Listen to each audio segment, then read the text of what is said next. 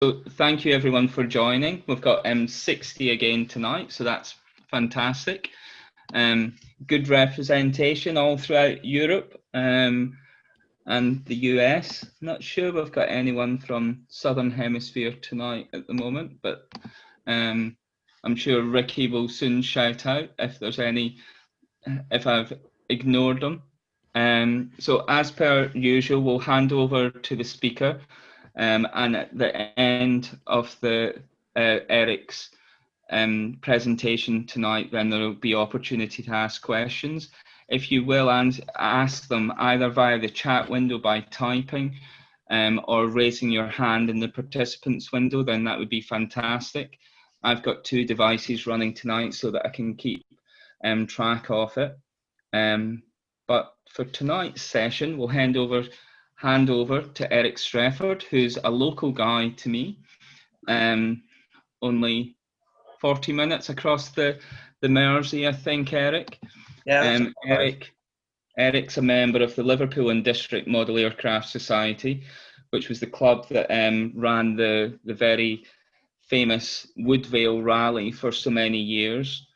Eric's been a real exponent of the indoor RC side of things, and with his sort of like technical background with 3D printing and sort of foam vac forming and everything, he really has like expanded the range of sort of scale models that we see flying indoors.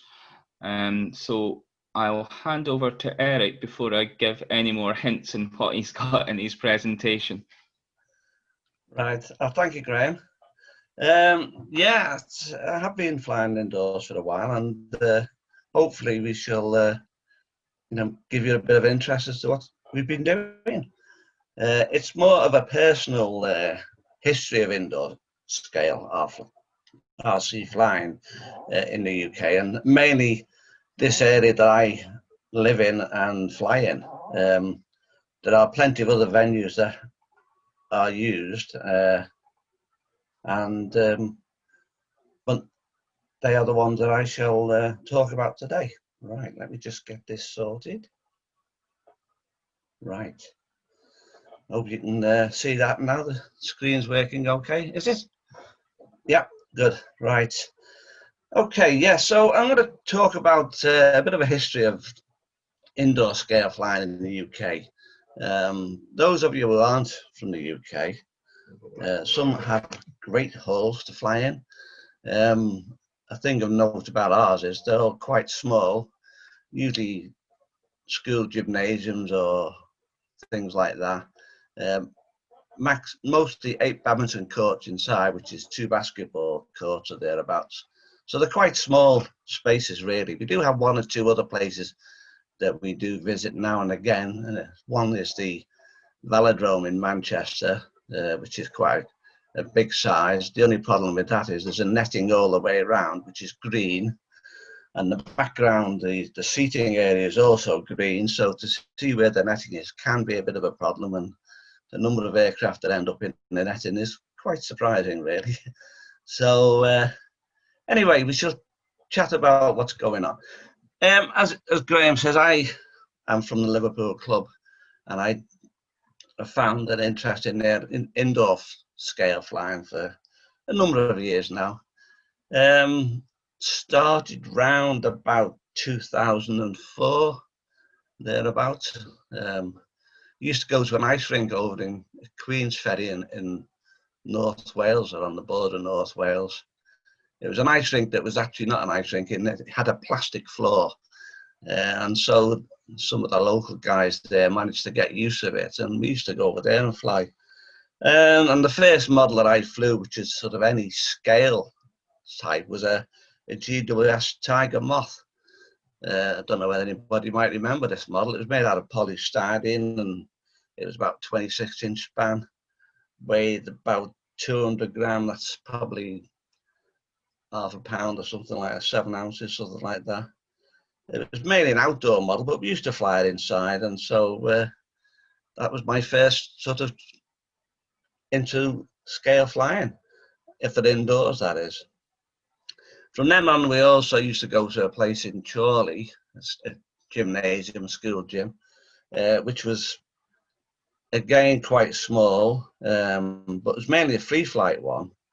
However, there's a few guys there flying with infrared controllers, which they had developed themselves, and flying very, very small aircraft. Not some were scale, but they tended to be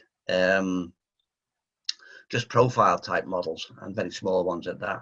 In fact, I was chatting to one of the guys who did it the other day, a guy called Chris Foulweather, who a lot of you probably know, heard of, and he was actually saying that they used to use 2 NICADs, or small ones, and he actually used to turn them down in the lathe to reduce the weight. So that's sort of dedication to you. You'll see one of Chris's models in a minute. Then around just a bit later than that, along came some models from a company called Silverlit, I think it was. And they were just little foam things that used to bounce all over the place. I mean, they worked on a twin steer system.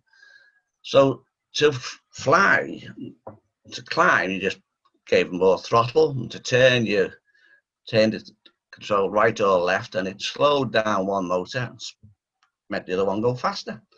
So that was interesting, because sometimes, and quite often in fact, they would just go turn to one side and keep turning and end up in a heap on the floor, but they bounced and that. So, but people thought, well, what can we do with these, you know? And there was a group that in the States, I think it was, or on RC groups, and they used to make profile models and take the gear out and put them in that. It was, you could only have 3 flying at any one time, because they just had 3 spot frequencies, so it was a bit limited, but it was a bit of a way into it. So we got a few of these in our club, and various people tried them, and I came up with this model. It's a very simple Mosquito, as you can see, and it worked. At the end of the session, there'll be a little video, and you'll see this flying. The trouble was, they weren't really very controlled, but they were an insight, they were a start. Another one I made was a Eurofighter. This flew very well. Sorry, just interrupting, Eric. The presentation isn't moving forward at the moment. Okay, hang on. So if you just there we go. Right. Brilliant. Okay, yeah. So there's the Mosquito, as I say. Simple model. You can see there's a bit of a square in the middle. That's where the battery mounted. Each of the two nacelles was just a 6mm motor, with a little prop from the X-twin, and that was it. And it flew around.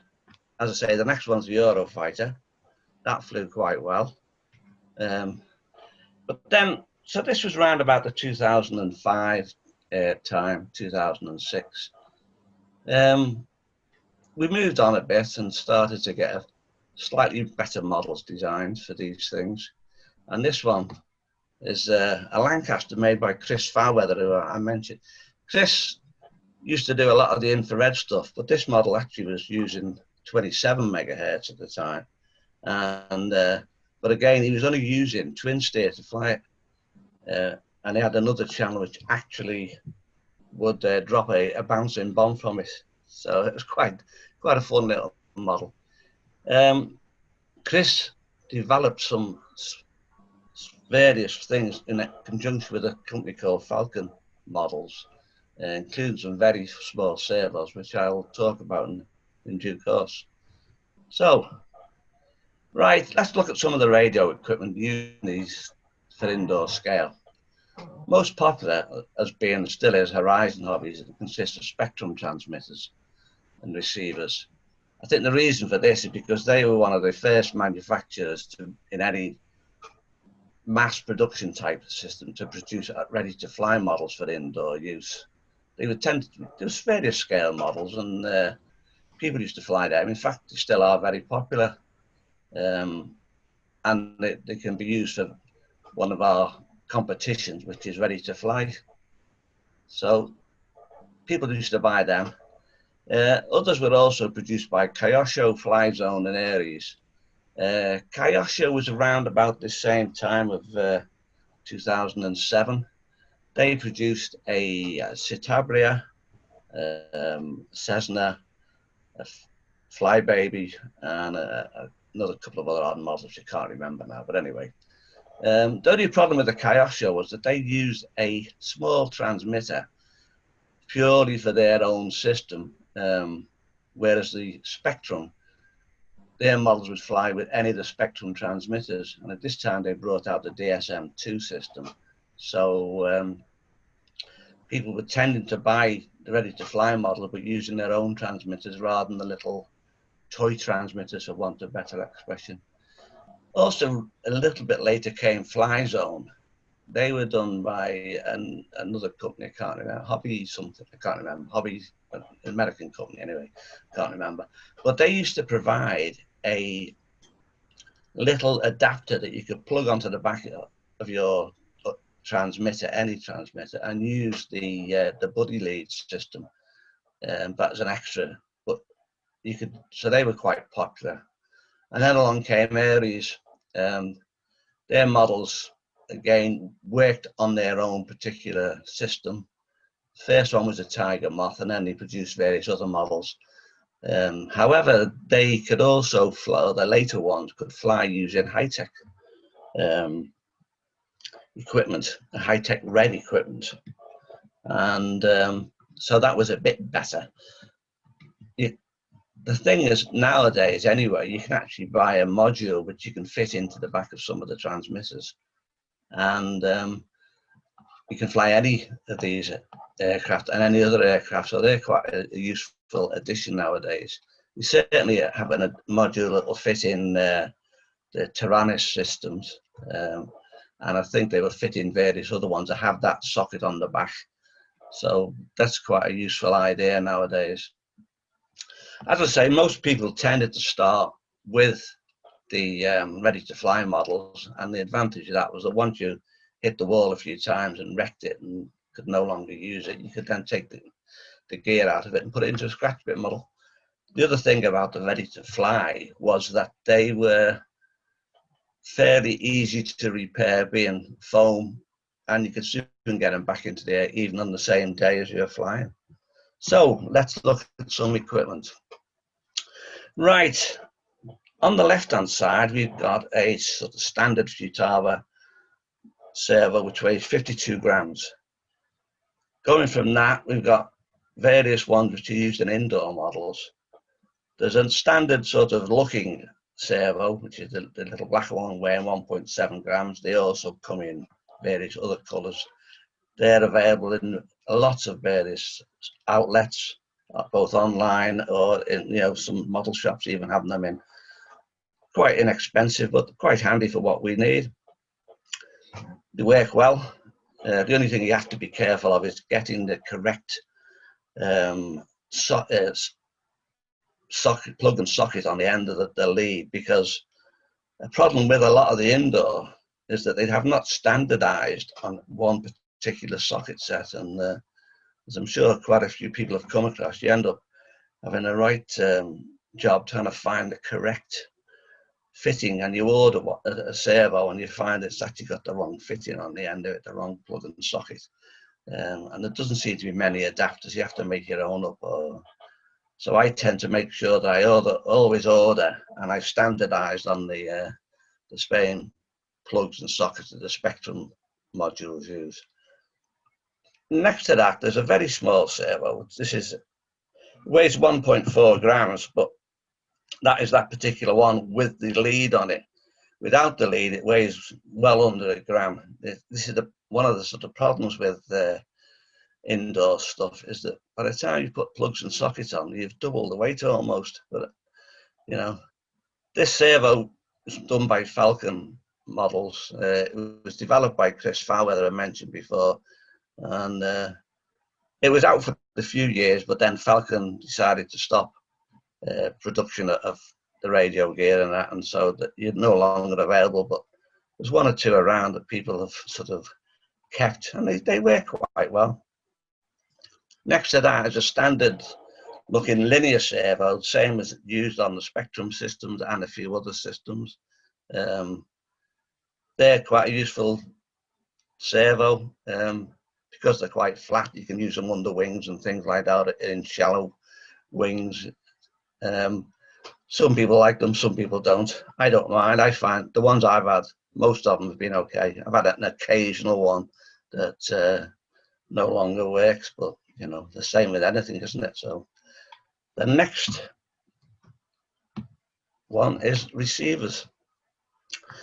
So again, using the standard servo as a guide to the size, we have next to that what we call a brick receiver, which consists of the actual receiver, 2 servos, and in this case, a single brushed speed controller. They do a version with twin brush speed controllers, which was on a Mosquito that they made at one time, and they are available. So they're quite handy if you're making a twin. On it, there's 3 extra sockets, which can be used for going to ailerons. The basic one is rudder elevator, and the other servos can be used for servo sockets, rather, can be used for ailerons or whatever else you might want to use it for, flaps or whatever. They're the most popular, again, because they tend to come out of these ready-to-fly models, which have been no longer in use. The next to that is a Dalchang receiver. You can see the weight of that, 0.24 of a gram. That's very, very light. The only problem is you've got to solder to all those little lands on there, and if you're not very good at soldering, or your eyes or hands aren't that good, then I would steer clear of that. They do actually supply them with sockets already on the end. You'll see one in a minute in one of my models, and so they're good. They work on Spectrum DSM2 or DSMX. You can get them for either. The original ones were just DSM2, but then when the DSMX system came out, they would work on either. Next to that is the same receiver, but with all the leads put on it. And as you can see, the weight goes up quite dramatically with all the leads. This particular receiver is 6 channels, and it also has 2 built-in 2-amp brushed speed controllers. So it's quite a useful receiver. Right, next. Motors. Tend to use brush motors. Some people do use brushes, but the brushed, which come out of the ready-to-flies, or are available easily and cheaply, for what we need for the indoor models, seem to be more than adequate. The one on the left is a typical one from a Park Zone E-Flight and a lot of the other ready-to-fly models. In fact, you can still see the glue that was on it. But the similar motor gearbox unit is available from various places, not necessarily the E-Flight version, but there's versions made by Micro Aces and other people, so they are quite readily available. Good little model motors. They will turn a propeller, which is in the front, which is a 5x3 propeller. That's it. They do get a bit worn now and again, but they're cheap. You can change the motors quite easily. You can upgrade the motors. It's an 8.5mm motor you can buy from lots of places, and you can upgrade them and make them a bit more powerful.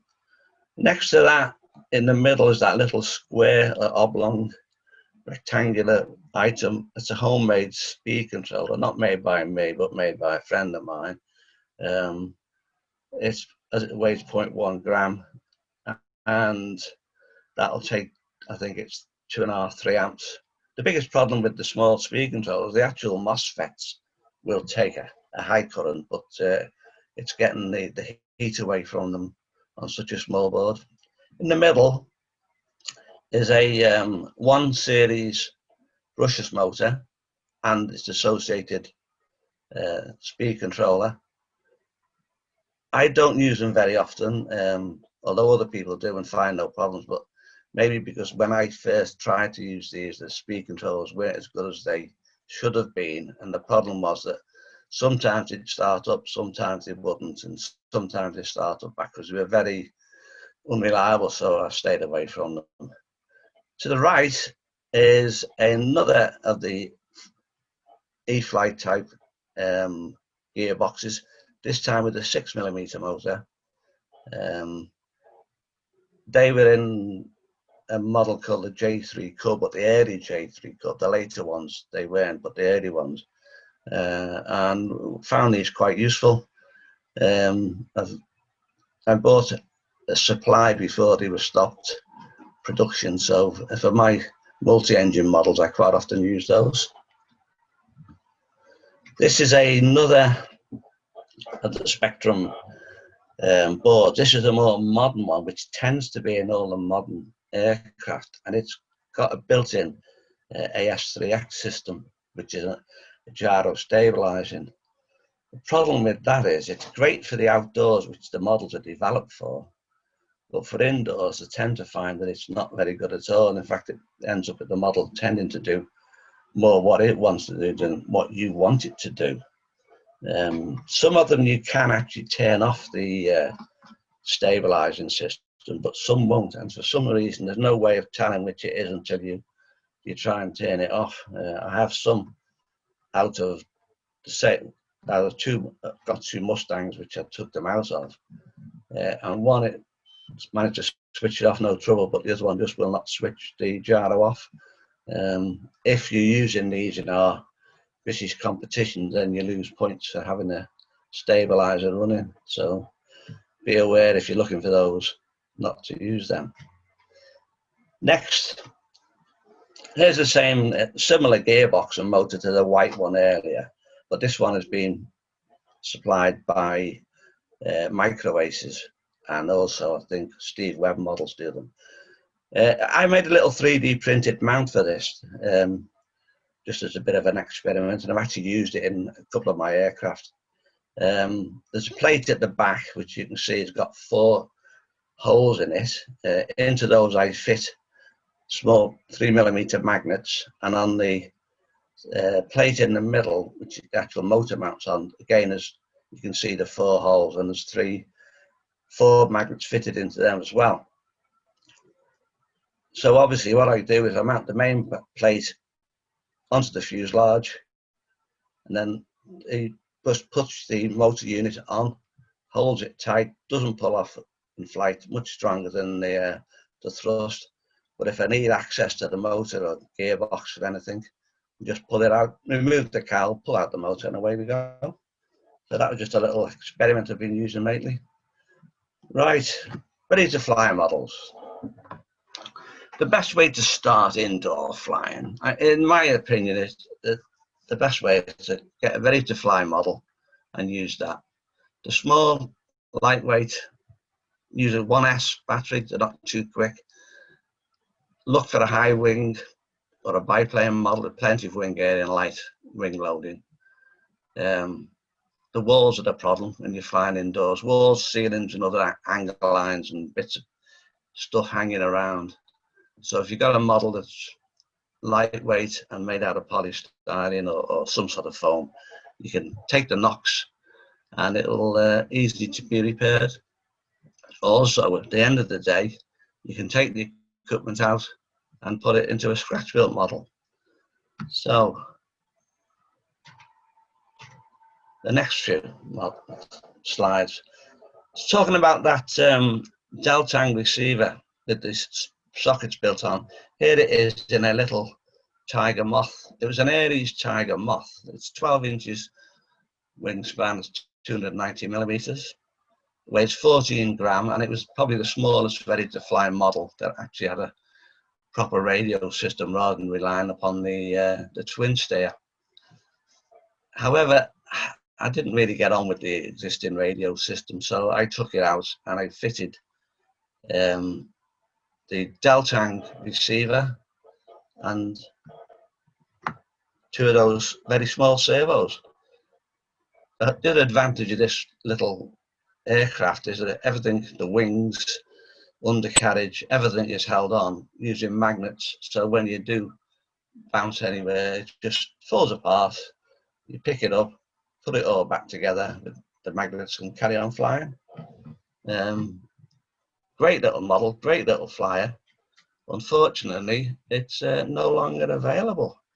So if you can find one second-hand that still works, it's a good little model to play around with and learn to fly with. Here it is alongside a standard servo, just to show you just how small it is.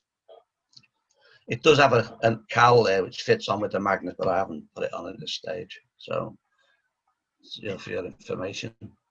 The next model, another ready-to-fly model.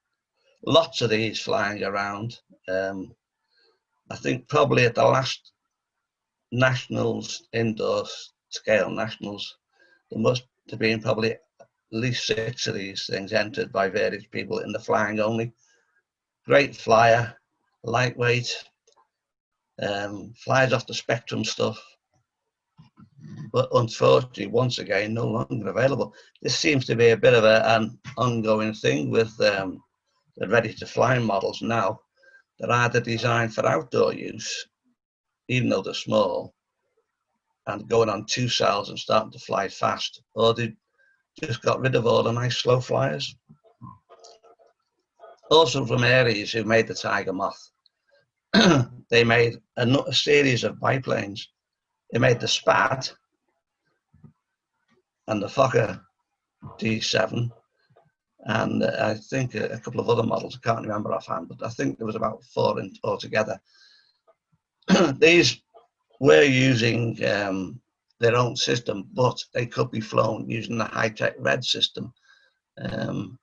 My 2 models that I've just shown, I actually converted to Spectrum because I had Spectrum gear, so that's what I did. But because of the multi-protocol modules now, they could be a good model. Unfortunately, you have to search around. There are still 1 or 2 around, and if you can find one, then it's a good little model to play around with and learn to fly indoors. The problem with indoor flying is that even though you might fly outdoors and have flown, be a very good flyer, when you come indoors, it's amazing how quick the walls come upon you. I'm sure everybody will agree with that who's tried indoor flying. The walls and the netting and other things hurdle at a great rate of knots. And unfortunately, the normal sort of thing that you do is you will ease off the throttle to try and sort the model out. If you do that indoors, you ease it off, you lose control, or you lose directional stability because you get nothing going over the controls at the back, and it just keeps going and hits the wall. So that's why I recommend, really, if you're starting to go indoor flying, unless you've got a big haul, you definitely need to get something like on the lines of these as a ready-to-fly model. Another one which people get and are still available on some odd sites is this particular model. It's a Hobby Zone Champ. It's about 20-inch wingspan, a little bit bigger than those 2 biplanes. They're about 16-inch wingspan. And these have been around for quite a lot of years, and people use them. They seem to survive quite well, although I'm sure there are people who said that they've damaged them, shall we say, but they seem to be able to get repaired quite well and fly quite well. So that's quite a nice little model to learn to fly on. Next one is another ready to fly, but an Aries one, slightly larger, this particular model. It's a Taylorcraft and it's 25-inch wingspan, so it's a bit bigger. 640 millimeter for those who are not from the UK or America. It's available in 2 formats. Well, you could buy it and then you could also buy a spare wing. So you could buy it initially, fly it rudder elevator with a fairly dihedral wings, and then you could get a aileron wing set for it, slightly shorter, but having the aileron, you could then fly it as a 4-channel and get the advantage of the aileron or the disadvantage of the aileron, depending upon what you think when you're flying indoors.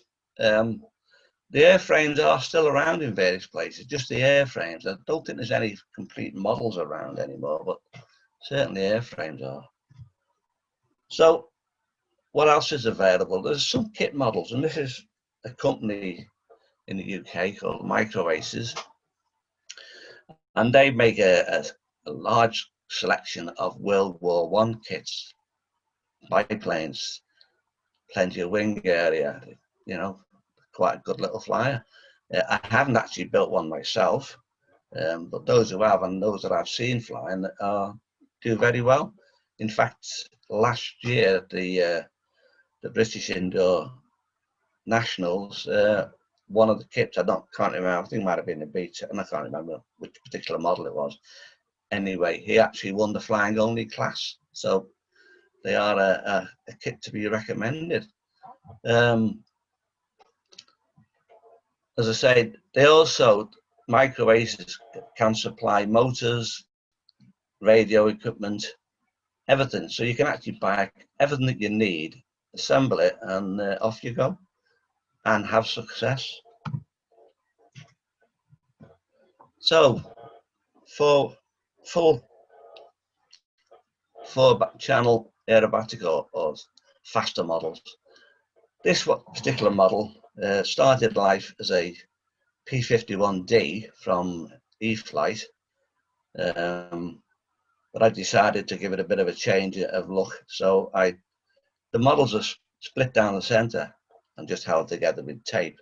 So removed it, cut it, trimmed back the back end, and made it a turtle deck for it. Trimmed the canopy and produced this. Gave it a coat of paint, and it flies really well. It's quick. That's the trouble with these particular models, is that they are quick compared to the other ones, because you're still only 16-inch wingspan, but you've got a lot more weight having the ailerons and things as well. Still a 1S, although later it became, so some of their later models nowadays are 2S, which makes them even heavier, so flying indoors becomes less of an enjoyable experience, shall we say. When this was available, there was also a couple of other models available, and here's two of them. There was of course, there was the Trojan T28, which is probably one of the best indoor flying four control model that there is. No longer available in this particular guise, but there are some being made and sold by other companies. I think they use the same mold because E-Flight has stopped producing them, but they tend to be all fitted with this gyro stabilization, and some of them you might be able to turn them off, some you can't, I don't know for sure. As I say, they all have the heavier wing load than their biplanes, but they are flyable, and quite a lot of people fly them around. So from the ready to fly, let's go and have a look at some scratch cut models that appear at my club on a regular basis. Quite a selection, you say. Yeah, there's a couple of Lancasters. There's a Lancaster in white without a canopy, which is the sort of proving flight of it at this particular time. There's a Halifax at the back and a few other models. This was back in December 2012, I think it was, that we actually started to fly these.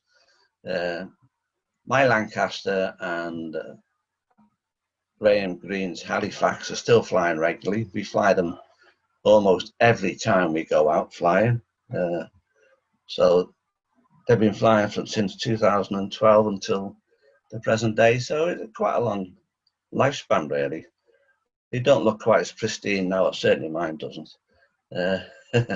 Here's mine. It's 1/48 scale, as is the Halifax. It's a 25-inch span. There's the standard servo again to look at. But this time, the whole aircraft only weighs 85 grams, including the battery ready to fly. So it's not a great deal more weight than that servo. And in it, I've got flaps. I have navigation lights fitted. I didn't have it originally. I also have rudder elevator and twin steer, because I used a double tank receiver in it. The twin steer means that when I land and I want to taxi it around, I can actually turn it on the ground using throttle control. So we can, you know, pull on one side and stop the other side and taxi it around. It does, I think sometimes the twin steer causes a bit of problem when we're flying.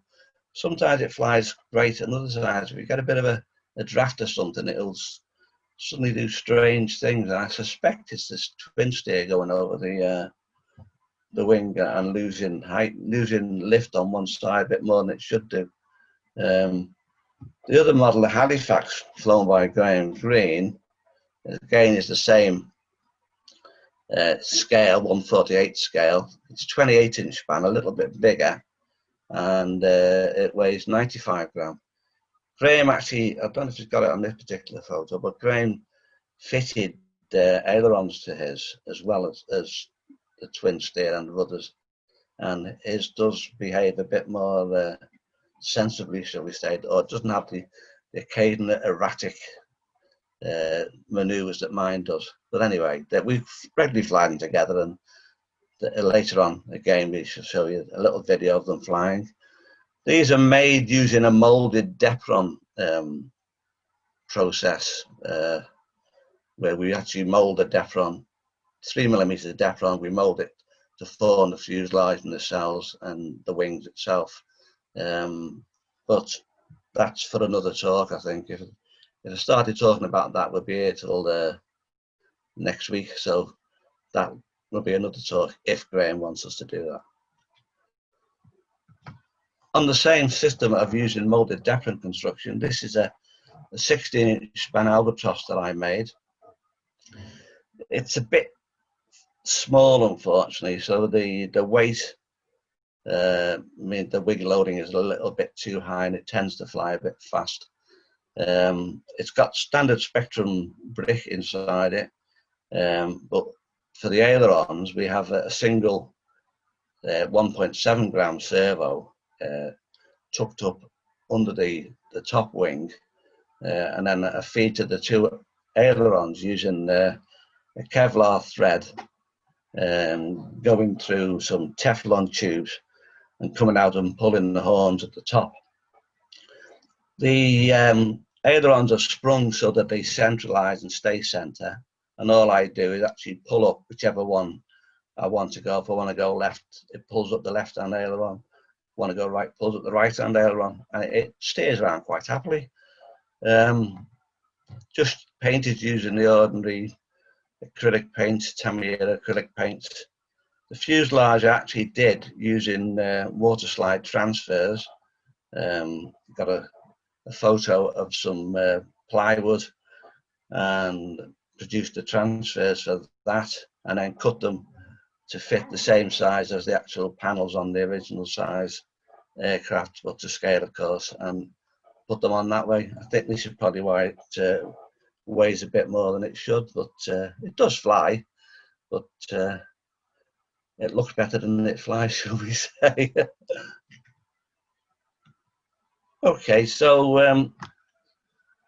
another development that I do and work on, electric ducted fans, these little 30mm fans. The model on the left is the profile test model. Quite often I'll do this. I'll make just a profile model, test it, make sure everything goes where, find a suitable CFG, and then I'll think about moulding the fuselage for it. The original fans here came out of a ready-to-fly model, well, out of one of those Silverlit type models when they decided to do a ducted fan. Actually, the shrouded propellers in this particular style, and we were getting, I think, about 9 grams thrust per unit. So, you know, I made this model, 2 little servos at the back, 1.6 servos, and I think, yeah, it's a Deltang receiver with the 2 speed controllers built in. Flew it around, found it flew great, decided where the CFG should go, and then I made the right-hand version, which is using the Teflon molded fuselage again. It actually has also a steering nose wheel so that we can taxi it around the ground. You might also notice that the one on the right has got extended flaps at the back. The rear one has them for takeoff from the carriers and that. And so I put it on the model, and it gave me a little bit more wing area and just a little bit more lift. And this was flown for quite a while. It still gets brought out on occasion, but due to the weight and that gains over the years, it's no longer quite as nice a fly as it was originally. Here's a group of our ducted fan models which we fly at our club. They all started off, or we started originally with those little units out that they're ready to fly, and gradually we've changed them over the years, and we developed the ducted fan units by 3D printing and making bits and bobs, and we've gone up from having 9 grams thrust to having 29 grams thrust, still on 1S, still the same size, 30 millimeter, and also we get a much longer flight duration out of them, so we're doing okay with those. The only trouble with these small EDFs is that if you try and build a full fuselage, you lose so much thrust in the tube inside, or the shape inside the fuselage, that they're not really viable. So we tend to just stay with the profile models. But then again, you know, they use profile in the indoor free flight scale. So why don't we use them in the RC as well? Maybe we could get a class for it in the future. Who knows? Two of the models that I have made, these are actually flown by my 2 grandsons. The 16-inch wingspan, 400 millimeters, and they weigh 26 grams. And because these have got the sort of the latest power units, they do fly quite well. Only flying rudder elevator. We have tried them with ailerons, and they work, but to be quite honest, it's not worth the effort. We might as well fly them lighter, because lighter is always better for indoor models. This model's made by another guy who comes to our flying club, and his name's Rob Wardale. Instead of using Teflon, he uses vector board. Vector board is another type of foam which was developed by Groutner and on sale for a couple of years. And unfortunately now, since Groutner stopping being around, is no longer available. There are hopes that we might get it back again, but who knows. Rob uses some unusual construction on his. He rolls the vector board for the fuselage.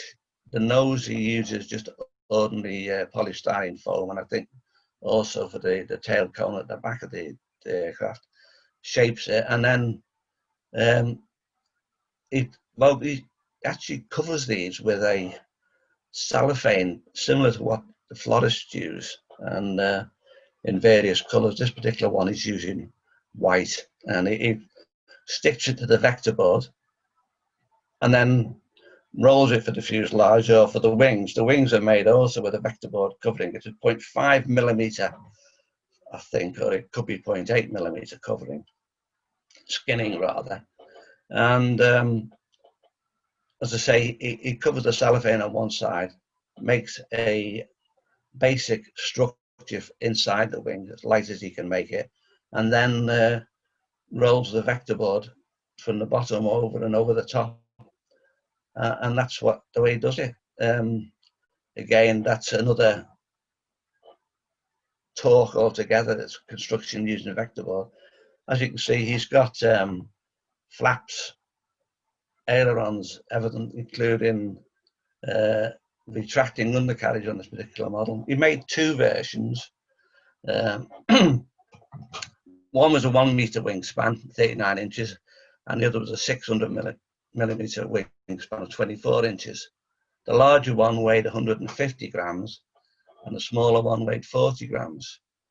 He produced 40 millimeter EDF units for it, and also molded the hole in the cells, or rather made them with a 3D printer.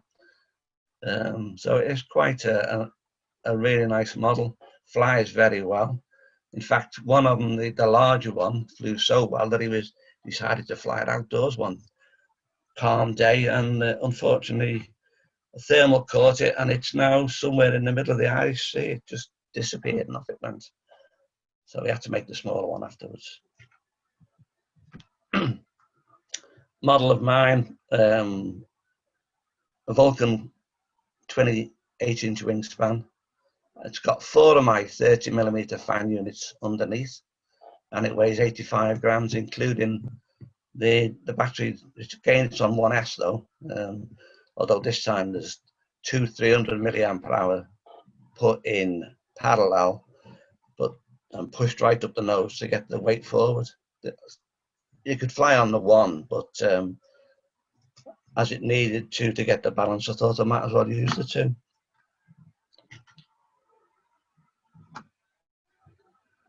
Right, back to some ordinary, more conventional aircraft rather than EDFs.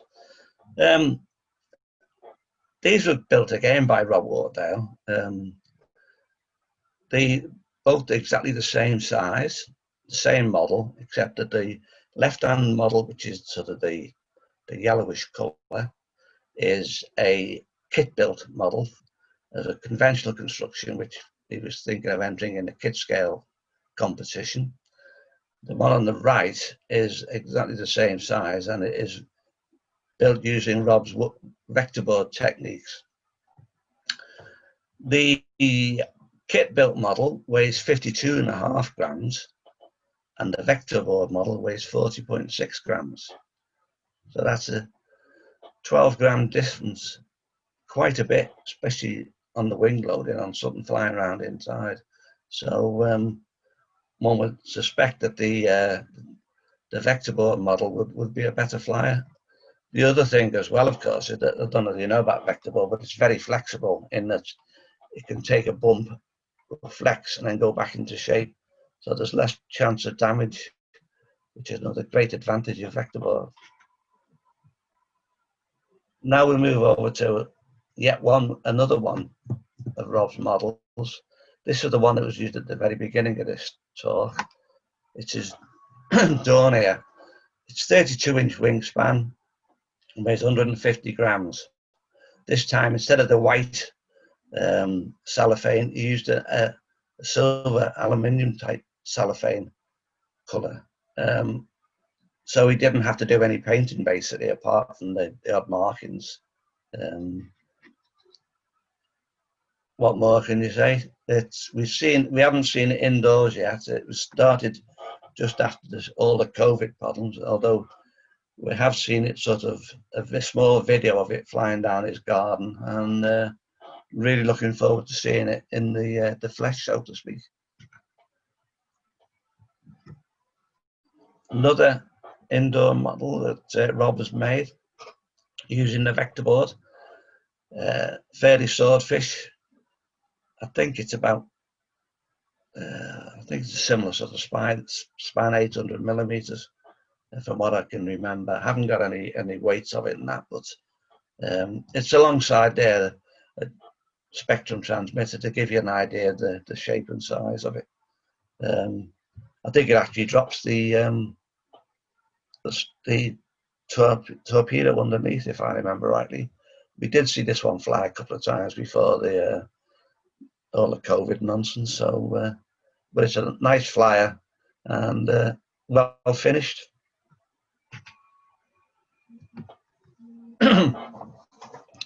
Cherokee. This one is again made out of vector board. 800 millimeter span, 105 grams. So that gives a wing loading of 9.4 grams per decimeter. It's got flaps, steerable nose wheel, ailerons, everything. If you look carefully, you can see the some slight markings, which are the underlying fuselage formers or the underlying wing construction, because it's covered in this very, very thin vector board. Vector board, in actual fact, you can starts at 0.1 millimeter, if I remember rightly, and goes up to 10 millimeter in various sizes. Basically, you get a box, and the box is a set size, and depending on what thickness you get, depends on how many sheets of vector board you get. So Rob loves his vector board, and he makes some really good models with it.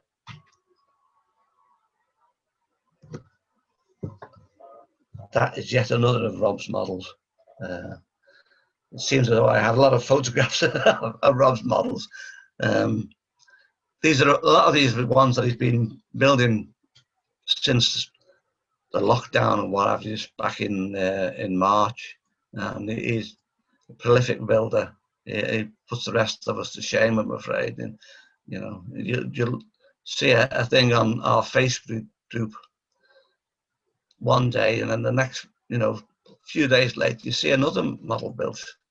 But this one, he's actually printed the coverings. Instead of using the cellophane, he's actually printed tissue paper in his normal inkjet printer, and then laminated that onto the vector board. And it's done a really good job. I can't wait to see this one fly. He used this. He actually bought one of those microaces kits and had a look at their construction to see if he could use some of their points in his modeling as well. So it's sort of, that's how he's developing things on. This particular brand, and the Brandenburg aircraft, which he's got here, he's actually going to use it in flying only. So it hasn't got a full section wing. It's just got the curved top section, which we use on a lot of the indoor models. It enables them to fly a bit slower as well. However, we decided to, or we were hoping to have this last year's indoor nationals, a racing class using based on the likes of the air races in America. So some of us have built some aircraft to fly in that. This is a 500 millimeter span Sea Fury for the proposed class. Again, using the vector board construction of Rob. Nicely finished. It seems a shame to race it, really, but because what happens in races is anybody's guess. So he also made, of the same size, this Cosmic Wind Racer, 500 millimeter span with a 1S geared E-flight motor. I think the previous one, the Fury, actually had a 1S brushless motor in it. But anyway, my contribution to, or one of my contributions to the racing class, built with vector board, so I'm sort of copying Rob in this respect, is this Mustang.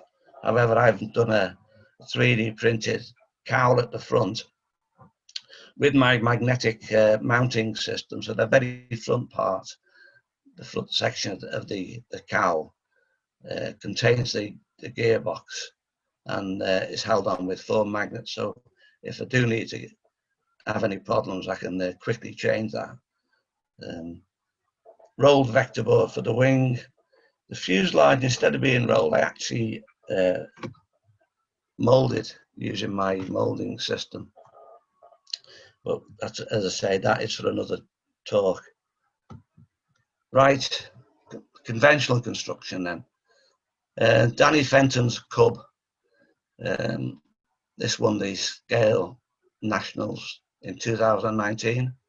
It's 30-inch wingspan, 760 millimeters, with an aileron wing, although we did have earlier used just rudder elevator, but he moved over to aileron wing for this particular model, and it weighs 85 grams. What can you say? It won the Nationals, so it must be a good model, and it flies well. Great job. Built using balsa. So you know, conventional construction. Detail is incredible. You know, that's about all I can say about it, but it does fly well. Another one that he built for the Nationals as well was in the same construction, because Danny likes to build conventionally, shall we say, is for his flying only class was this SE5A in a civil markings. That is 22-inch wingspan, it's 560 millimeters, and it weighs 70 grams. That's a great, you know, tissue covered, well detailed, even though he's using it for flying only. Nice model. So people, you can use whatever you like, you know, you can make conventional type construction, you can use vector board, Depron, wallpaper foam. For those who don't know, wallpaper foam, it's a thin polystyrene foam. I think it's about 2 or 3 millimeters thickness, which people put behind wallpaper to supposedly give a bit of insulation in the house. That's what we tended to use before the Depron came out, and in fact that very small Lancaster at the beginning, it was made using that. The other class that we have in our indoor nationals is a kit scale. The idea behind this was to have the people who were flying the free flight indoor using kit scale could then use one of their models and convert to a radio control using maybe a rudder elevator and an electric motor, and that was it. This is one that Danny did. He actually competed in the free flight nationals with it. It's a vintage model company, SE5A, standard little kit. But now he's converted it to use radio gear, rudder elevator, and as I say, throttle control. We didn't get the chance to fly it this year because the nationals was cancelled. But I'm sure when he does get to fly it, it'll fly well. And just to prove that I don't only build with Depron and what have you, I thought about having a go for this indoor kit scale. But I bought a kit, which is a Tony Ray kit of a de Havilland Hummingbird. It's 500 millimeter span, which is not bad. And but this one is designed for RC for the outset. Really well cut. It laser cut, slots together very easily, which is good for me because such a long time since I tended to use balsa and ply and things that have problems, should we say, with the scalpel and cutting things in the wrong place and that. So with this kit, it was great. Didn't take that long to build either. The only thing is that people always see these, or always do them in the blue and silver colour scheme of the sort of the last flying one. But I was looking around and I saw someone in RAF scheme, so I decided to do that with mine, and there it is, finished. Why has it only got one bit of yellow on one blade? Well, the particular motor unit which it used, to get the blades balanced, I ended up putting just a tip on one side with a bit of paint, and until I eventually got to balance well. So I just left it on the one side. They're so thin, these blades, that by the time you start and scrape them off in other places, it's not easy enough. So just a bit of yellow paint did the job. It's covered in solite. Again, sacrilege to some, must be tissue, but well, you know, I'm a modern modeler, so I'll use solite, although that's no longer available, but you can use whatever. So, as I say, that was just a brief run through of the history of indoor flying in the UK, in my respect, what I've come through, and I'll just show you two models, or two slides of what a future talk if Graham wants one. moulded fuselages out of vector board and 3D printed wing ribs. They're a bit misshapen then because I covered them in Doculama. When it was heat sinking them on, it tended to melt the 3D printed ribs, but I'm sure we'll overcome that in future. So, and that's it as regards to the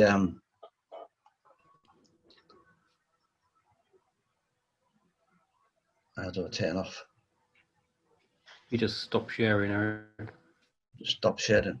Okay. Yeah, go to the green at the top. I'm not used to this, you see. It's okay. Still not sharing. Stop share. Found it. Sorry about that, folks. Not at all. Right. Roger, have you got the Yep, if you just give me one moment, I'll load up for you. Okay. We're going to show a little video. Because the bandwidth Roger's is better than mine, he's going to actually supply the video or run the video, and I will talk over it. So here we go. Hopefully. Give me one moment. I'll just. Don't remember that being in the video. Don't worry. Here we go. Here we go. Right. I told you about those X-twins and that very early, back in 2006, 2005. You can see that little mosquito flying around. It goes up and down as the speed changes. And problem with those that various method of control is that it does go up and down all the time. So they weren't really great, but it was the first flying of scale models, and we thought it was great at the time. So these were in our local hall. Shows you also the size of the particular venues that we have. They're not very big. So then we move on to, in 2013, the Lancaster and the Halifax. This is our normal flying site, 8 Badminton Court Square. But I don't think there's many places where you're seeing 4 heavy bombers flying around indoors at the same time. Flying quite well, really.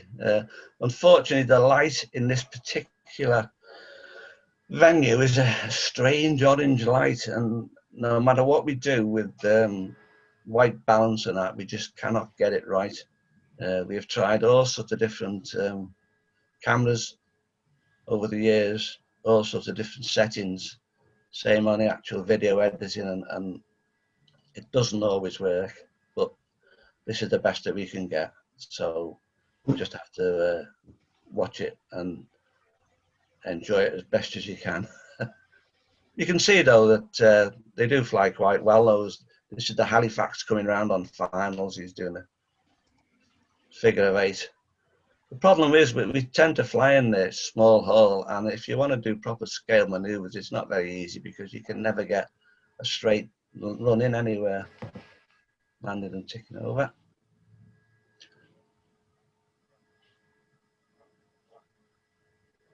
Those red arrows that the 2 grandsons, here they are flying them around, doing their synchro pair. They fly really well. Of the various models that to learn to fly on, in actual fact, you could probably learn to fly indoors on these because they are very, very stable models, rudder elevated only. But as you can see, if you're as good as they are, you can fly them in quite a close formation. The problem when we trying to fly the Lancasters was that you get so much prop wash and that flying indoors in any sort of formation is almost impossible. But these 2 lads seem to manage it with these 2 little hawks. Of course, you haven't got the prop wash either with being a ducted fan, so it could be an advantage there. It's a bit jerky, but you know, unfortunately that's what happens. Oh, and look at this, what's coming, a Vulcan. This actually belongs to Andrew White, and he's got 2 pusher motors on the back of his. So he was flying in formation, or they were flying in formation with him. And then I brought up my EDF Vulcan as well, just to make it even more interesting, shall we say. As you can see, everybody else tends to get out of the way when we're flying these. You can see pretty well there the size of the holes that we have to contend with. So for the very small models, you can get straight. Right, the next one. This is Rob's 757, the one that we saw before. He's took off and he's flying it round, retracted his undercarriage, taking his flaps up and off he's going. Flies really nice, even though it's in a small hole. But it's very likely, all Rob's models, he keeps the wing loading down as low as he possibly can. And of course, the lower the wing loading, especially for the indoors, the better. And as you can see, it's really good flyer. Very stable, although it's jerking here, mainly because of the video, or the network rather. This time he's coming round and he's just dropped the undercarriage down. You can see now the undercarriage is down.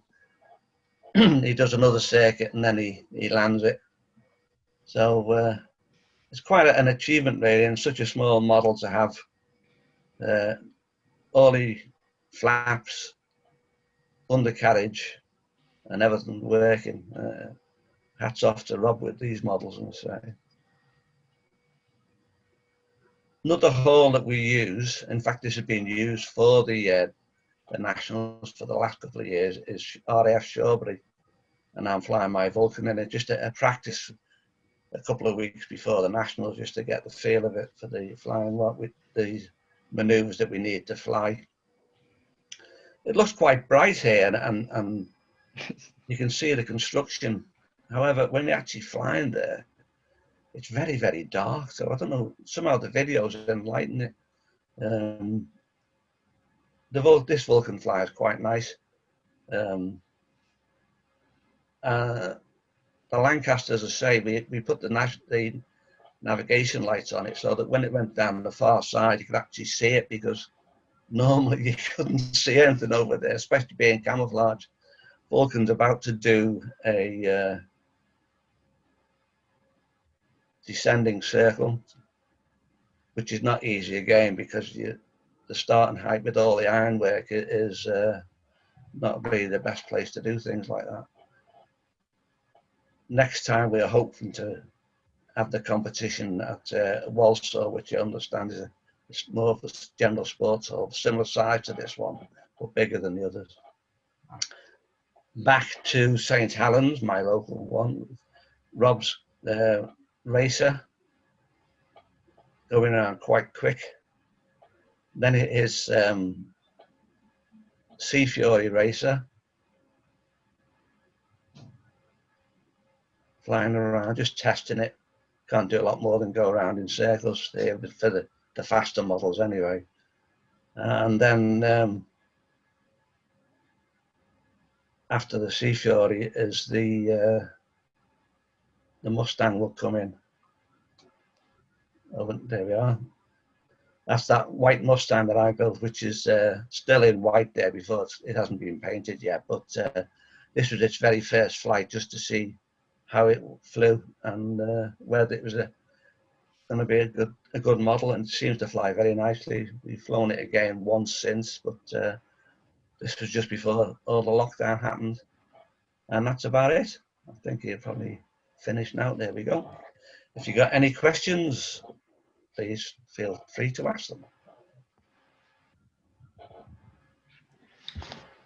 Well, thank you very much, Eric. I have to say I'm very lucky in that as I said at the beginning, I live very close to Eric, and quite a number of the guys who fly at St Helens, Rob, Andrew White, Andy Bowman, or at Shawbury, so John Minchell, Doug Hunt, Danny Fenton, they'll all be quite familiar with these models. So we've got a good range of indoor experts. Before we go over to the questions, just so that I can get out of my way, this is the class that I've had most competitive experience in so far, as Dad will attest to, and that Mr. Sefton will also attest to.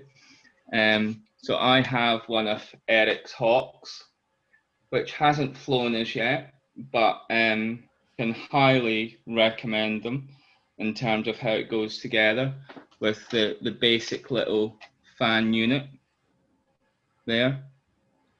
Eric, as he said earlier, has also helped me with all the different plugs and fixings. The micro ACES kits, which he also talked about, I'm in the process of building a Bristol F2B from that kit. So if you can see the sort of basic construction, the way that it goes together. The bit that proves quite interesting with these kits is when it comes to putting together the fuselage, then you have it pre-printed with the colour and it's flat. Interestingly, this is the colour scheme that the Shuttleworth one is just about to reappear in. But it becomes flat, and then you've got to score it in the back so that you can then bend it round to get your, and that's at the point where I have stopped at the moment because I need to have like my full concentration to make sure it goes the whole way around. But the quality is fantastic. The packaging and everything that they come in.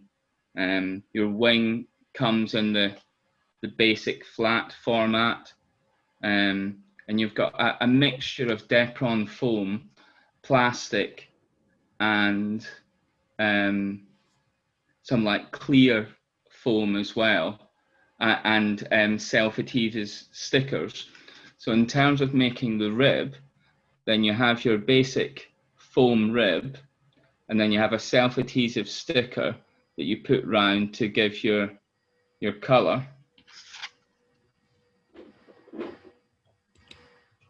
Apply it to the correct point to then get your profile. Very cleverly put together kits, but they are a fiddle until you're used to them. And then I also have something which Dad will recognise, because when he was last visiting, this was making its progress. But this has got to the point where I need to ask Mr. Knight and Mr. Candelakis' input on tissue covering, because I made my first attempt at tissue covering and made an absolute whatever off it, and I've stripped it off. But that's an Avro baby that I'm doing for the kit scale class. So there we go. I've hogged the time now. I'll hand over to everyone else now for questions. Now, just to go back to some from earlier on, Ben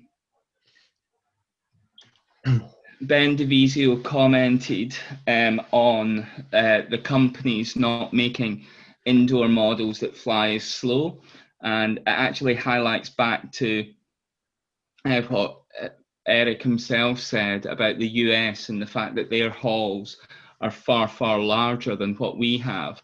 So because of that, for commercial reasons, because the main market is the US, then that's the reason why the aircraft have tended to go bigger. Martin Kinder, sorry, I forgot about you, Martin. Someone else I've flown with at Shawbury. Martin, do you want to ask your question about the fan assemblies? Yeah, thanks. Hi, Eric. That was great. I thoroughly enjoyed that. Thank you very much. Yeah. And I've seen your ducted fan models fly, and we started looking at them at Shawbury last year, I think it was.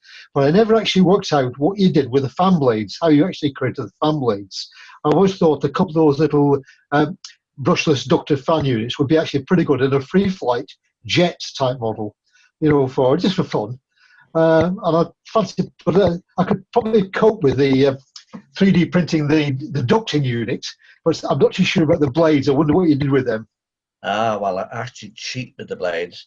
I buy the blades from other, from the likes of Bangor or E-Flight. They originally came from one of the little quadcopters that they had, and these racing quad people use them all the time. So they do a 30mm, 31mm, 40mm, and depending on what size fan unit I use them. I don't use brushless motors in those. They're only brushed motors. But a 25 kV brush motor, or 19 and 25 kV brushed motors. I did recently try a brushless motor that somebody's had on 1S, and it was just supposed to be 25k, and I just couldn't get it to rev anywhere near as fast as the brushed motors. And they seem to last okay, although they recommend that they don't last a very long time. Some of mine have been flying for quite some time now, and the likes of the Hawks that the two grandsons fly, when any meeting that we go to, they're flying them almost constantly for the 2 or 3 hours, just changing batteries, because I end up at the end of the day having to recharge about 30 batteries. so I don't see any real problem with the longevity of the brush motors. The thing with the fan units, as I say, we started off with very small thrust, and I've had to carefully tweak the settings on both the 3D printer and the drawings to get them I need to get the blades as close as possible to the shroud.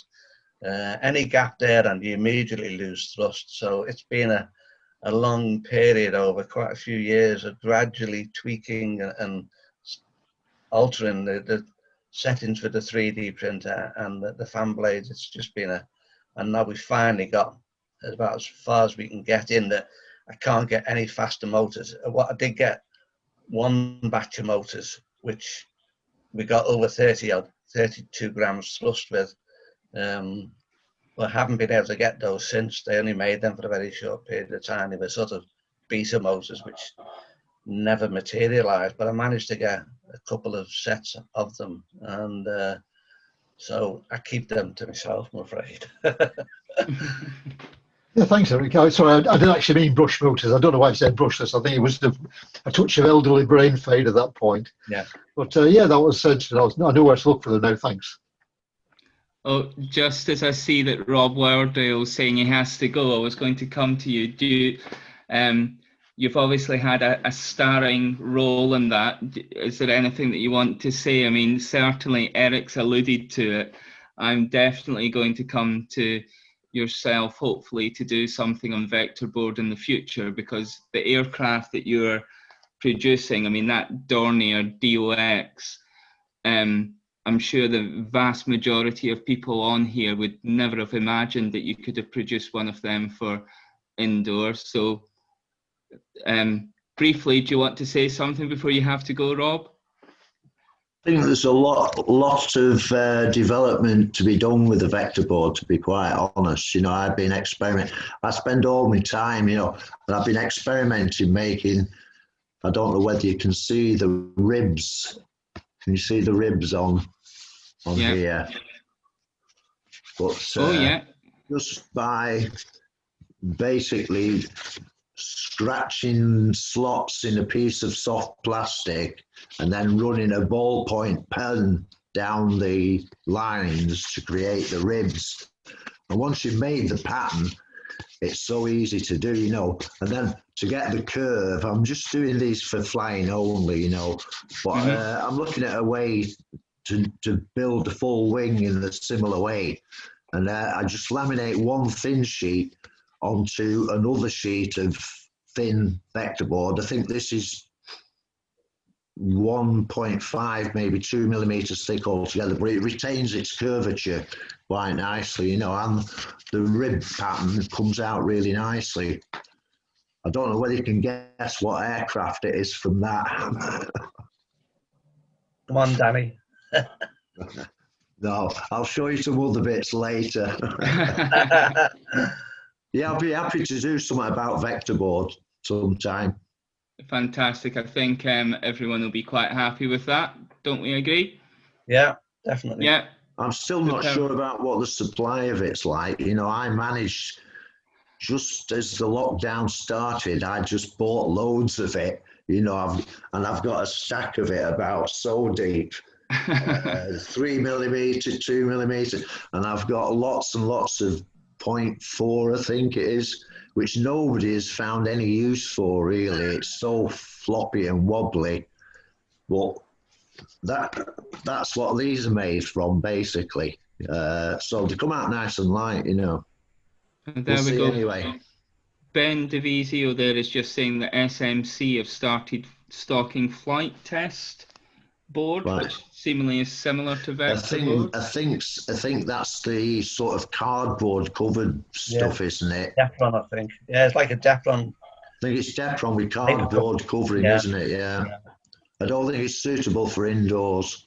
No, the only thing about the vector board, Steve Webb is sort of trying to make contacts with the original suppliers to grout, or one of the Groutner guys, but hasn't had a great deal of luck at the moment. Saying that, it's interesting that the latest micro aces kit, he used vector board on some of his. So whether he's got a supply, but whether he will let anybody else have any is another matter, you know.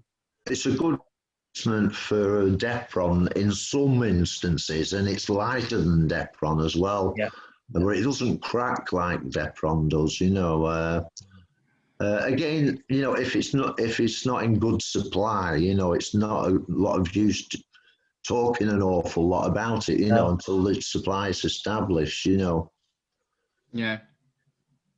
Cool. Thanks for that, Rob. All right. I'll see you later. Enjoy the rest of your evening. See you soon. Yeah.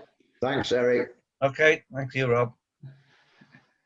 Adrian, I know you're asking this from an insider, but for knowledge, you were asking a question about span, because I know that you're doing a chipmunk for indoor as well, aren't you? Oh, you're still on mute at the moment, Adrian.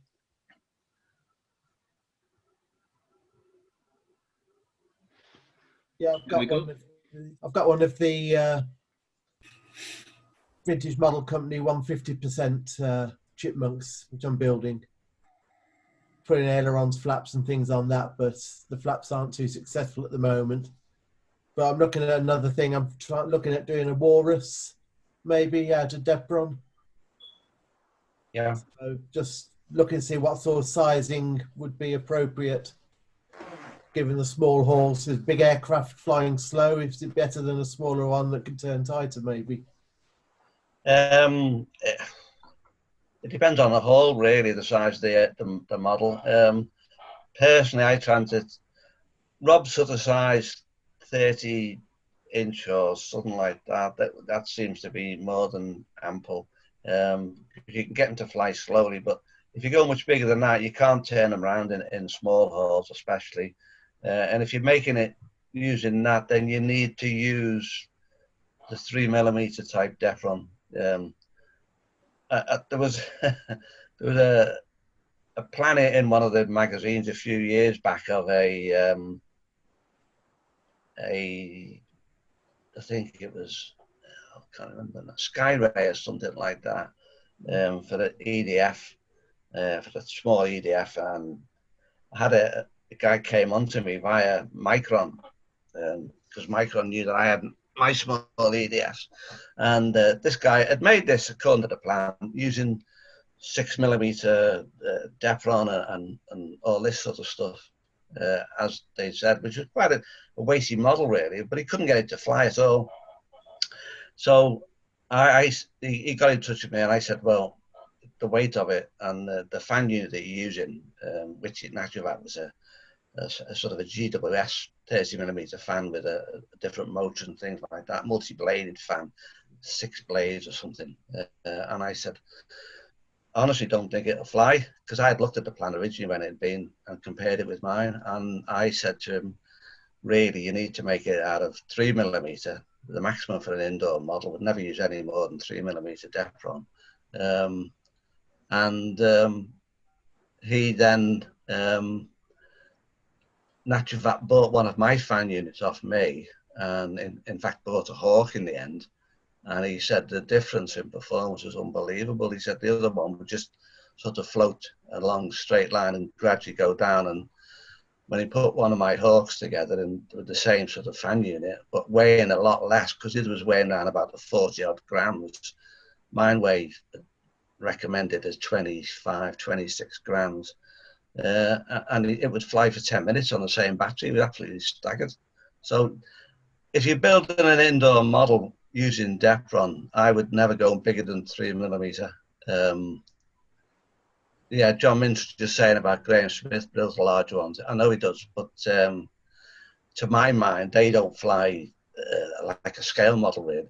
The other thing, if you build a very large super light model, which some people have the ability to do, I've never managed it myself, they will fly slow, but you only, if you tried to fly it in, say, the hole that we use, which is a standard badminton court hole, you'd just be scraping it around the walls everywhere. You would not be able to do figure of eights or do any real manoeuvring, because it's flying, and it's flying so slow, it doesn't look scale to me. It's too slow. I think you've got to agility as anything else then. Sorry? It's as much agility as anything else then. Yeah, exactly. Yeah, you've got to be, the model's got to be, because the walls do come up on you very quickly. And the thing that you've got to really learn is that if that wall's coming at you, you've got to put a bit of power on and turn it hard and turn it away from the wall. Totally wrong for outdoor flying. In outdoor flying, you get a problem, you ease it off, and you know, you can let it sort of sort itself out a bit. Yeah. Yeah, George, and just see that about the high angle attack. Yeah, you know, again, it's a bit of a problem between the high angle of attack and what that does. Certainly with my little jet, I built a Phantom using the sort of same angle of attack as I had on the Hawks, and I found that it doesn't want to fly as well, mainly because of bigger area, but the high angle of attack. So you've got to play with them, and this is why a lot of mine, I make first of all a profile model and get that flying, and once you get that flying right, then go and build your sort of final model. I think that's the best way for indoor. The trouble is using lots of Depron, and Depron's not so easy to find. But you know, it's a case of you take your money, you take the choice. The big advantage of Depron and other foams like that is that if you do bump them, they tend to get away with it. If you're using built-up construction and they hit them against the wall, they sometimes end up in a lot of pieces and spend more time repairing than flying. I'm sure Danny will say to that, because one of his models, bear in mind that normally we are flying with a number of other people at the same time, and they might not be as good a pilot as you, or they might, you know, just be flying around, not notice that you're there, and before you know where you are, they've hit you and two planes have gone down in a heap. And you can guarantee that if one's foam construction and one's built up balsa construction, that the foam one's probably going to come off better. So that's why I tend to fly foam models anyway. Okay. Yeah, we'll just quickly go to Doug Hunt. He raises a point that I learned an awful lot of as well. Sorry, we're going a little bit further up, Doug. You were commenting. Got it, Graham. Yeah, if you remember, Eric, I built one of your Hawks. It turned out to be about the same weight as you'd recommended, 25 or 27 grams. Couldn't get the thing to fly anything like at all. And we swapped some of your batteries in one day, and I think they were 45C batteries as opposed to the 25C ones that I was using, and it actually transformed the little plane. And it's all, I guess, to do with the internal resistance of the batteries. And it was something I'd not really considered before, and something that I've started to notice outdoors with some of these little micro scale models, where at the 2S level, some of the more aerobatic ones struggle to have any flight time at all, and struggle to deliver the power that or the performance you'd expect. And again, it's the new but poor performing batteries.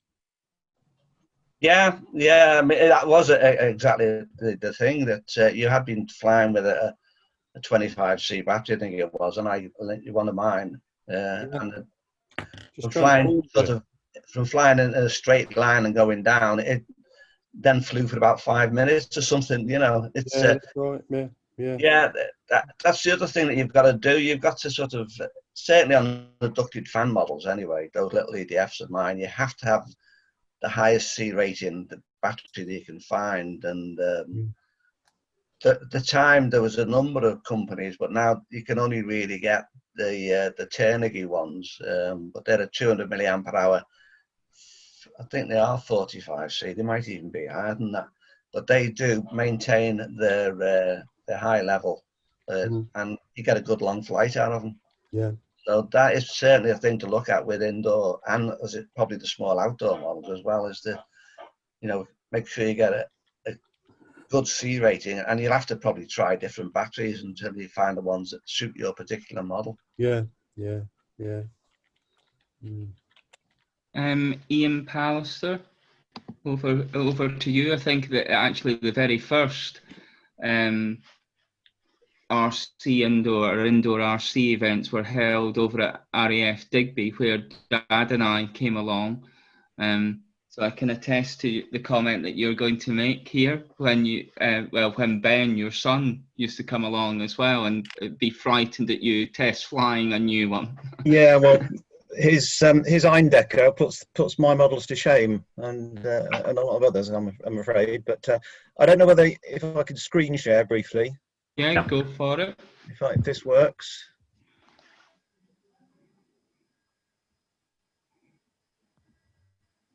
Has that come up? I can't see whether it's come up or not. Yeah. Yes, the Tiger Moth, which Ben is holding, that was rubber when it first appeared at Walsall in the Free Flight Nationals. He turned 40 this year, so that's how old the model is. But that's had a first and 2 seconds in flying only in the indoor nets.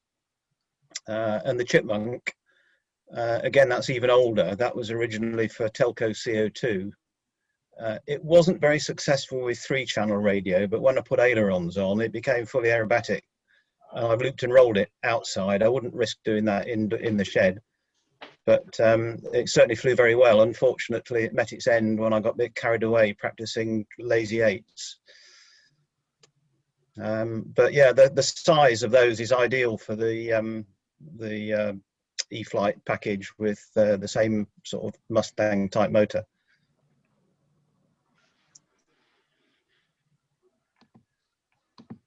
Thanks, Ian. Yeah. And Andy Bowman, what is it that you've been building something recently as well, which would have been at the scale indoor nats this year? Is Andy still on? Yes, it's the West Wings Westland Widgeon, you know, this traditional built-up, converted from the rubber model. I've managed to test fly it once, I think, at St Helens before the lockdown. So it's been rather frustrating waiting to have a second attempt with it. I discovered a slight bit of wash-in on one of the I think it was the starboard wing, which I should have noticed when I built it, but I've taken that out and I'm expecting it to fly very much better. It's I've had most success with one of the small spacewalkers because they fly so slowly you have time to set up for maneuvers, but I'm expecting the Widgeon to be much more of a challenge in terms of trying to fly it in competitions, having that heavier wing loading. As Eric says, it's the wing loading which is the crucial factor for indoor. But that's where I'm up to, yeah.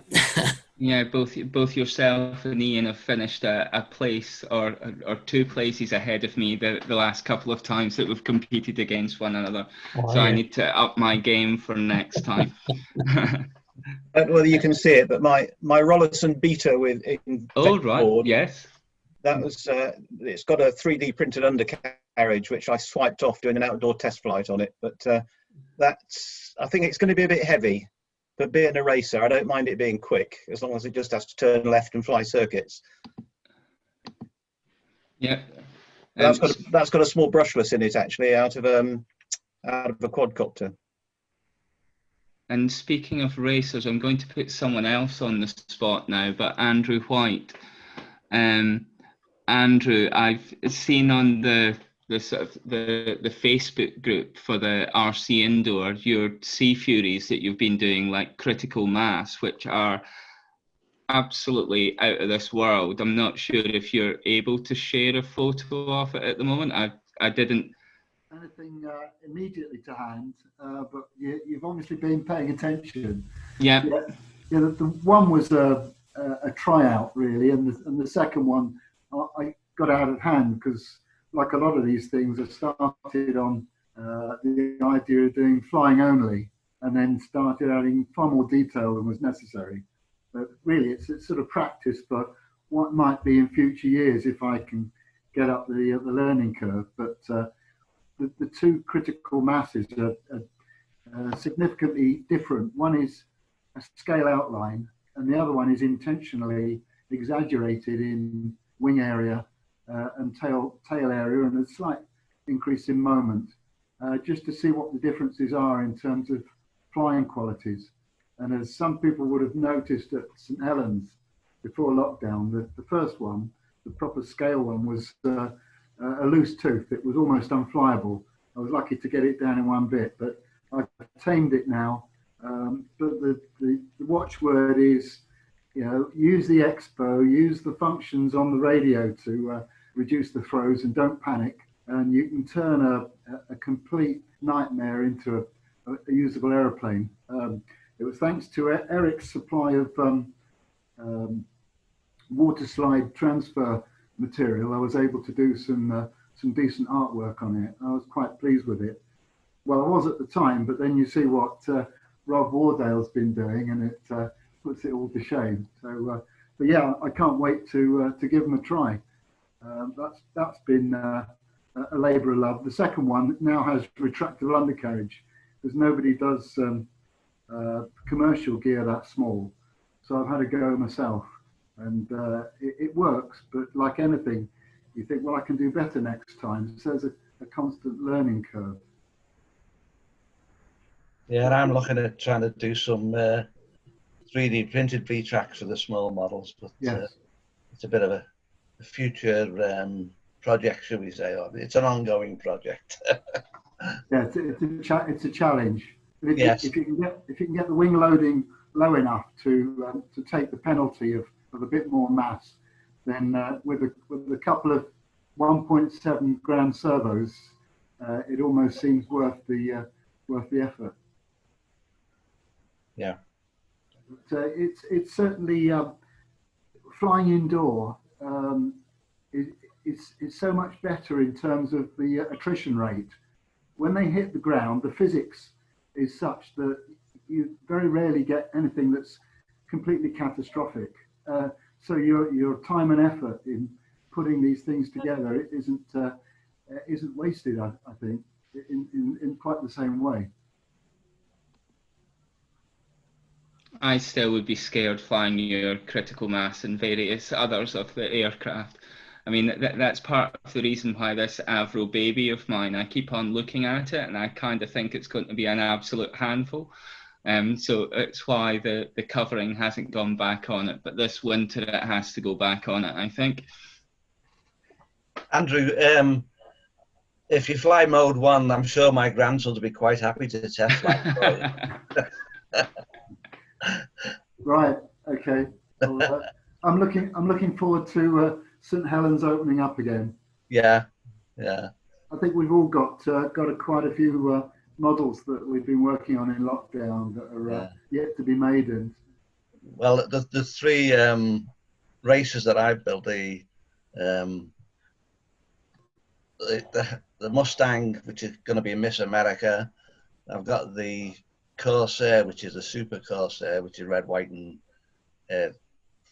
sunburst scheme, and then I've got the Rare Bear. So Yeah. you know, once we get them going, this should be quite interesting. Yeah. Yeah, thank you. There we go, and just to say hello to Mr. Wigley there in New York as well. I see you there in the background. This is at the exact opposite end of the scale from your bullfighter, although one of the guys that was mentioned earlier, Chris Fowweather, I know he had an indoor bullfighter, did he not, Eric? Wow. Yeah, he's got a Beaufort as well. In fact, the Beaufort, when I that photograph of all the various scale ones in St Helens on the ground, I think his Beaufighter was there. Yeah. And the Lancasters, yeah. I think so. We could maybe try with a profile voodoo first of all, couldn't we, indoors, see how that goes. Someone can have a go at it. I'm too busy with something else. And how are you, David? Okay? Yeah, doing fine. Yeah, the COVID has allowed me a lot of time in the workshop. It's great. And still, I'm ODing on it. And still getting on well with your full-size Globe Swift as well. Yes, yeah. I did some formation flying last weekend with it. It's great. It's up on Facebook if you're interested. Oh no, I'll have a look. I've actually got a kit for a free flight Globe Swift that I bought many years ago. So oh yeah, it's always what been size? An aircraft that, Doug, you'll need to help me out here, probably. If it was the Keelcraft one, it's going to be about 19, perhaps 20 inches. Yeah, it was one that was originally, I got it when Replicraft first started. Yeah. So that was back, in fact, Ian will place this because it was at the very first indoor kit scale competition at Earl's Court. That's where I bought it. Do you mean Ian is old enough to remember that? Well, it was Ian that set it up, so. That is going back. That was the very first kit scale one, yeah. Yeah. Yes. It was, well, come on over, Graham. We'll take you up. Oh, yeah, well, when I'm allowed to come over, then yeah, definitely. We'll have to wait. Yeah. We'll have to wait. While we're talking to Ian, I found that photo the other day. Now, this is from one of the, I think it was the first Maastricht Interscale. So we did 91 and 93. So I think this was 95. And you can see me as a kid looking back over my shoulder. But I think that chap next to me there looking at the model is you. That's my Catalina. Yeah. I'm sure it's you. I think that's my Catalina. Yeah, let's have a look. It is, yes, it's Catalina, definitely. It wasn't. I've never been to Maastricht, but I did fly it in Interscale at Nottingham. Well, it doesn't look like Nottingham then, but yeah, it's your model, definitely. I wonder if it might have been. No, it's too early for Allenwell. But anyway, yeah, I came across that the other day, and I thought I'm sure that's Ian there. So, yeah. Yeah, I'm giving a lecture at East Anglia's AGM tomorrow night, and I've just been sorting out a lot of old photographs for that, and the Catalina has come out of the cobwebs. Yeah, great stuff. It's still in the loft, minus its nose after it hit a lamp and knocked one of the wing panels off. Right. Yeah. I've while we've been chatting tonight, I've been working at the other end of the spectrum. One or two of you chaps will have seen this thing so far, but this is a little started off as a peanut Curtiss Wright air sedan, and it's all millimeter square and all the rest of it. But what I've done is I've ripped the capacitor motor out of one of these little efforts off Banggood for a £5, and there's like a little, I don't know if you can see very well there, there's like a little printed circuit board and a capacitor in there. Can you pick that out? It's not very easy, is it? And then this little brush motor that's sticking in the front of the right whirlwind on the front there. But as we've been talking tonight, I've been doing a kind of a dashboard thing. I don't think you'll probably see it very well. Yeah, no, you can see something. But the dashboard's got one of these old-fashioned control columns on it with a steering wheel on top, you know? Do you remember they did that in the 30s on some of the airplanes? They had a steering wheel. But the dashboard is about 22 millimeters across. So I've got a few dials in there and bits and pieces. So while we've been chatting, I've been sort of tickling about with that. Very enjoyable. Very enjoyable, Eric. Thank you for the excuse. Thank you. No, There you go. Oh, yes, yeah. Hey, isn't that the wall colouring behind that is green, Ian? Yeah, that's the green wall there. I think that's Digby. I don't think I ever went to Digby, but it's interesting. The wall on the back of this photograph is green. It could have been Walsall. Could have been Walsall or Nottingham. I think it might be Walsall. Here we go. I'm going to go and embarrass someone else now. Eric referenced it earlier, but Richard Krapp, you've had a go at flying indoors once as well, haven't you? The very first time we went to Walsall, and we're quite surprised at how different it was. Is that right? Yeah, I got hold of a little Jodel checkmate, Jodel Robin, I think it was. I put ailerons on it and too big a motor in it. It was really, really unflyable. Yeah, and finished up landing on top of somebody else's model, which was slightly embarrassing. Yeah, I kind of remember you getting rather frustrated as it ended up you and I going to retrieve the bits from various parts of the hall, but you kept on going, and eventually it flew okay.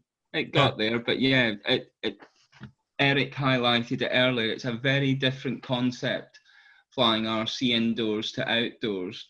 I can also attest to the very first competition that was held at Digby, where I was flying one of the little Minium, the Kyosho Citabrias, and came in to do a touch and go, one of the compulsory maneuvers, and was trying to do it like I would do outdoors, and going, okay, I was realizing I was getting closer to the wall, but it was a case of, do I yank it off and bank it away, or do I go for the slow climb out? And I opted for the slow climb out, which was the wrong decision, because I clipped the top of the five-a-side football net and flipped to the other side. So ended up finishing fourth instead of the second place that I would have got if I had continued around the circuit. But hey, it's all good fun with it.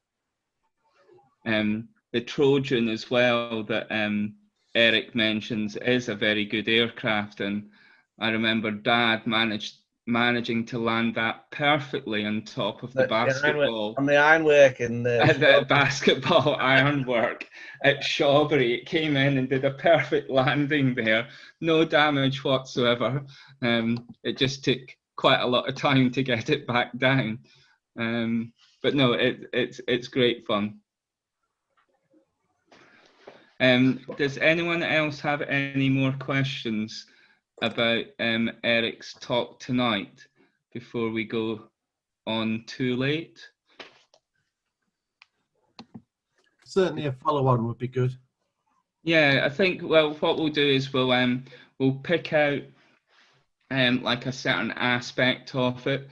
The only thing that I will say is we are in planning for the Scale Indoor Nationals in April, and I should have got the date in my head. 17/18. Yes, thank you, Doug. As it's me that's the contest manager, I should have known. I was going to check what my teams were, but on the Saturday we'll be flying the RC classes, and then on the Sunday we'll be flying the free flight classes. That will be at Wolverhampton University, which is in Walsall. So look out for the details on that. And then obviously COVID dependent. Anyone who wishes to volunteer as a judge for that as well, then please email me. Anything will be gratefully received. And yeah, all that remains to say is like huge thanks to Eric tonight. I know Eric very well. He's helped me massively with my sort of learning curve on this.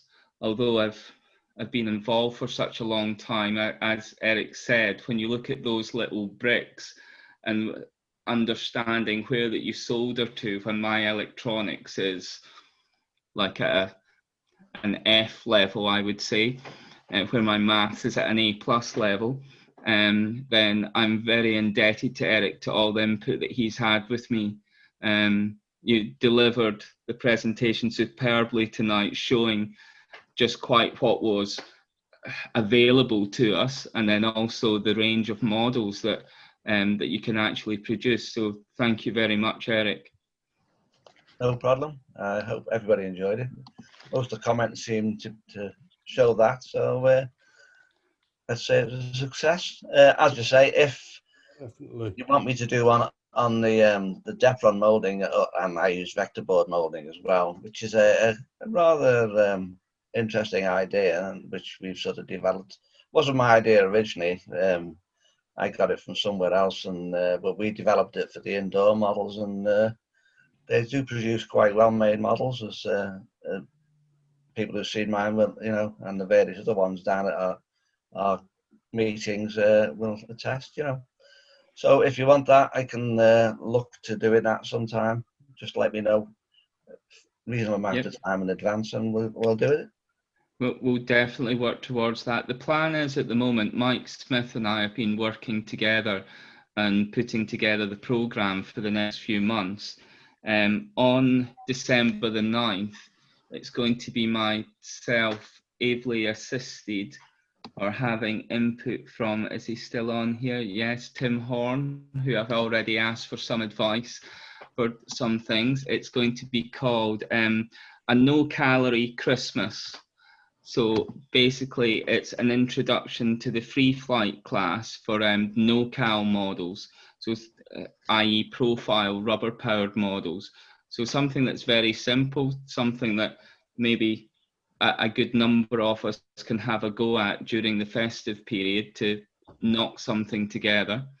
So that will be on December the 9th. December the 23rd is just a festive social. It's just to keep the 2-weekly cycle going in the calendar, where we can all just pop in, say hello to one another.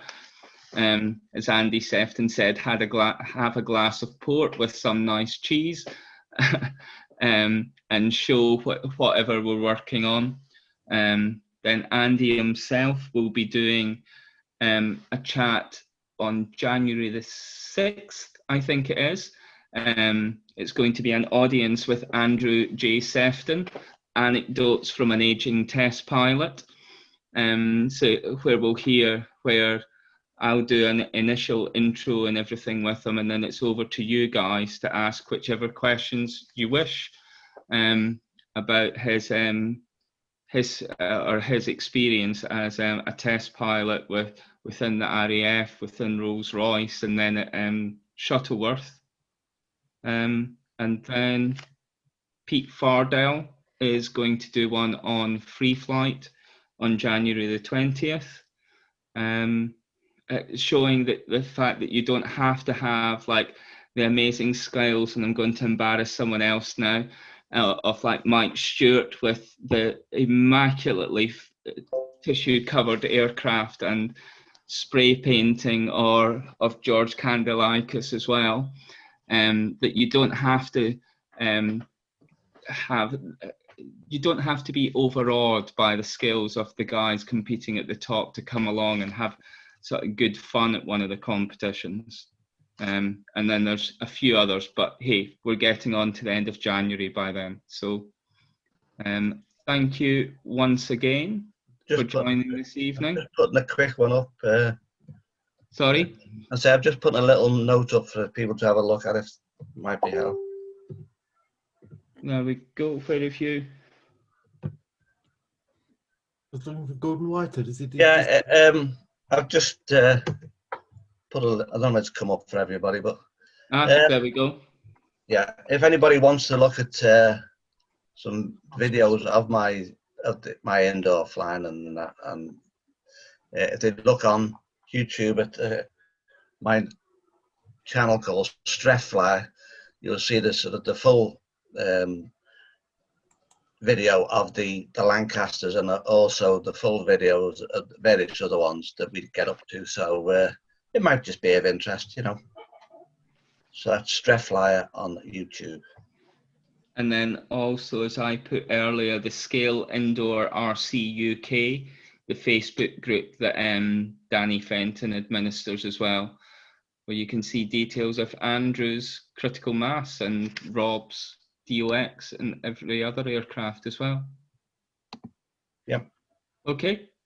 Right. Thanks very much, everyone. Thank you.